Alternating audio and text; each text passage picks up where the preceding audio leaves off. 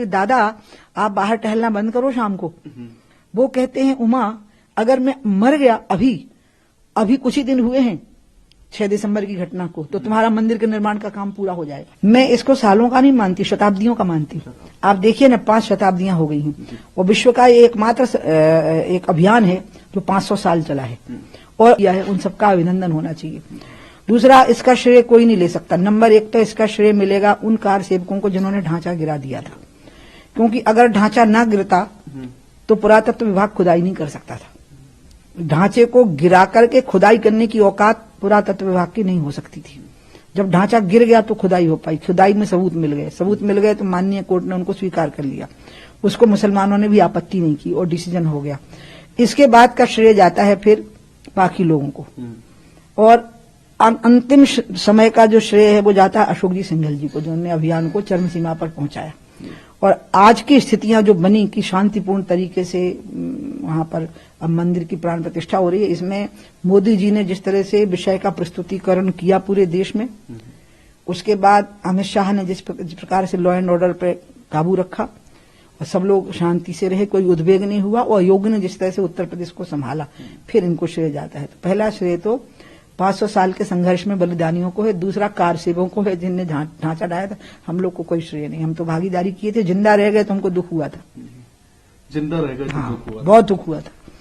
क्योंकि जब 2 नवंबर को जिस कार सेवा का नेतृत्व मैंने किया था उसमें एक दूसरा जत्था अलग हो गया था हमसे अचानक, कुछ उत्साही नौजवानों का, और वो सीधे हनुमानगढ़ी की ओर बढ़े। वो बहुत बहादुर लोग थे। उसमें राम और शरद कोठारी दोनों सगे भाई थे, दोनों उस दिन गोली से मार दिए गए थे।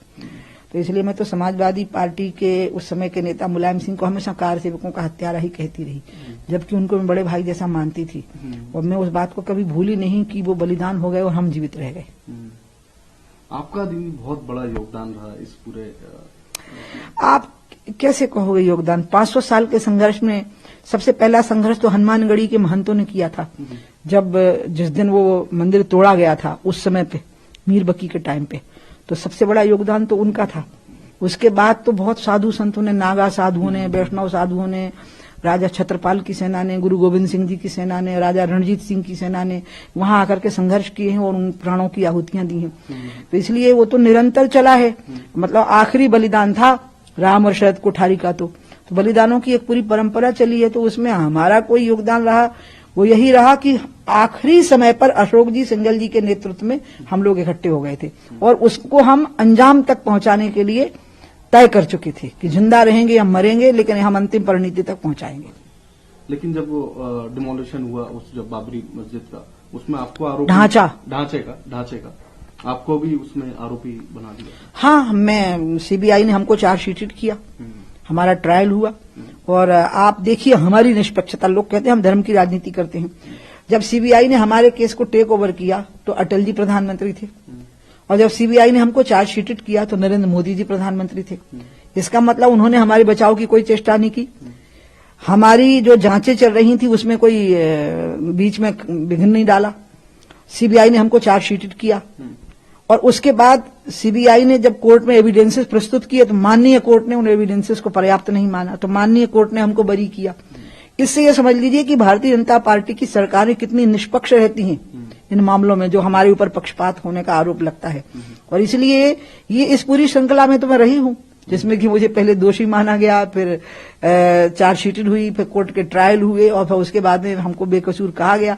लेकिन मैं आपको फिर कहूंगी इसमें बेकसूर होना और कसूरवार होना महत्व नहीं रखता था। इसमें तो जो उस दिन बलिदान हो गए वो महत्व रखता था।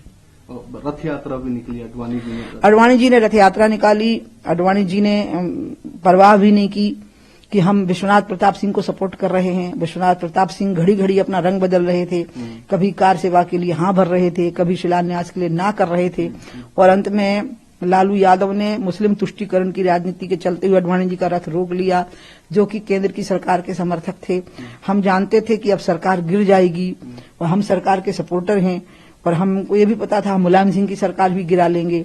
वो सब हो गया, लेकिन हम तो किसी भी प्रकार के बलिदान के लिए तैयार थे। आज एएनआई जब मुझसे पूछ रहा है तो मैं अडवाणी जी का एक छोटा सा प्रसंग सुना सकती हूँ, अगर आप उसको अनकट रखें तो। जब हम माता टीला की जेल में 1 महीने रहे हैं, 6 लोग, अडवाणी जी थे, मुरली मनोहर जोशी जी थे, विष्णु हरि डालमिया जी थे, अशोक जी सिंघल थे, विनय कटियार जी थे और मैं थी। हम 6 लोग माता टीला जेल में 1 महीने ट्रायल फेस कर रहे थे। माता टीला एक रेस्ट हाउस था ललितपुर जिले का, उसको दर्जा दिया गया था जेल का।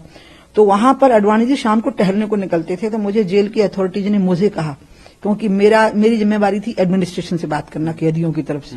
अडवाणी जी ने जिम्मेवारियां बांटी थी, तो मेरी थी एडमिनिस्ट्रेशन से बात करना। तो उन्होंने कहा अडवाणी जी को कहिए कि वो बाहर न टहला करें शाम को, क्योंकि हमने सुना है कि बहुत तरफ से लोग आए हैं उनको मार डालने के लिए। वो दूर कहीं पेड़ से किसी राइफल से अगर फायर कर देंगे, वैसे हमने सारे पेड़ों पर काबू कर लिया है, तो कुछ हादसा हो जाएगा, इनको कहिए ना टहलें। तो मैंने उनको कहा अडवाणी जी को, तो अडवाणी ने कहा उमा अब देखो ये प्रेस में नहीं है ना, ये बात टेलीविजन पे नहीं बोल रही ना, कई नेता लोग होते चूहा हैं और टेलीविजन पे शेर बनते हैं। नहीं, अडवाणी जी कहाँ हैं, अपनी बिटिया को बोल रहे हैं, ये बाप और बेटी का संवाद है। मैं कह रही हूँ कि दादा आप बाहर टहलना बंद करो शाम को। वो कहते हैं उमा अगर मैं मर गया अभी कुछ ही दिन हुए हैं 6 दिसंबर की घटना को, तो तुम्हारा मंदिर के निर्माण का काम पूरा हो जाएगा, इसलिए मैं टहलना बंद नहीं करूंगा। ये अडवाणी जी ने मुझे अकेले में कहा है, जो मैं आज सार्वजनिक कर रही हूँ एएनआई को। असल में कांग्रेस की जो कंडीशन थी वो स्प्लिट पर्सनालिटी की थी, उनका दोहरा व्यक्तित्व हो गया था। वो हिंदुओं को भी खुश रहना चाहते थे, मुसलमानों को भी खुश रखना चाहते थे, और नेहरू के समय पे ही शुरू हो गया था। नेहरू ना हिंदू थे, ना हिंदुओं के प्रति उनको लगाव था। वो कहने भर के लिए हिंदू परिवार में पैदा हो गए थे। वो खुद ही कहते थे आई मैं हिंदू बाई एक्सीडेंट, मैं कोई अपनी इच्छा से थोड़े हिंदू बना हूं। तो उन्होंने जो पहला काम किया कि जब रामलला वहां प्रकट हो गए 1949 49 बोलेंगे ना उसको, 49 में, तो उस समय पर नेहरू जी ने कहा कि ठीक है पंडित पूजा करता रहेगा तो हिंदू खुश, ताला लगा दो तो मुसलमान खुश। तो उनकी राजनीति यही चली कि हिंदू तो जाति पे बटा हुआ है तो हम इसका वोट लेते रहेंगे, मुसलमान एकजुट वोट डालता है तो इसका भी वोट लेते रहेंगे। और ये नीति उनकी आज तक है। वो कंफ्यूज हो जाते हैं। वो राहुल गांधी के अंदर भी वो लेगेसी चली आ रही है।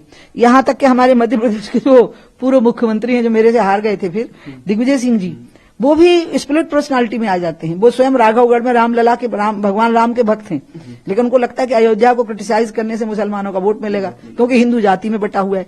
अब क्या हो गया, मोदी जी ने उसका जवाब दे दिया, सारे हिंदुओं को एकजुट कर दिया, जातिवाद खत्म कर दिया, परिवारवाद खत्म कर दिया। और अब धीरे धीरे आप देखिएगा सारे अल्पसंख्यकों में भी एकजुटता आ जाएगी कि हमें एक साथ रहना है इस देश में, कोई एग्जिस्टेंस की भावना आ जाएगी। ये मोदी जी ले आएंगे, यही रामलला के कारण आ रही है धीरे धीरे। इसलिए गोत्र इनका एक ही है, चाहे भले ही इनके नाम पार्टियों के अलग अलग हों। इन सबको मैं अपील करूंगी कि उस दिन सारे लोग आइए, वहां बैठिए शांति से, देखिए प्राण प्रतिष्ठा को। ये रामलला की प्राण प्रतिष्ठा नहीं है, राम तो सारे ब्रह्मांड के प्राण हैं। ये राष्ट्र की अस्मिता की प्राण प्रतिष्ठा है, राष्ट्रीय सम्मान की प्राण प्रतिष्ठा है। आप सब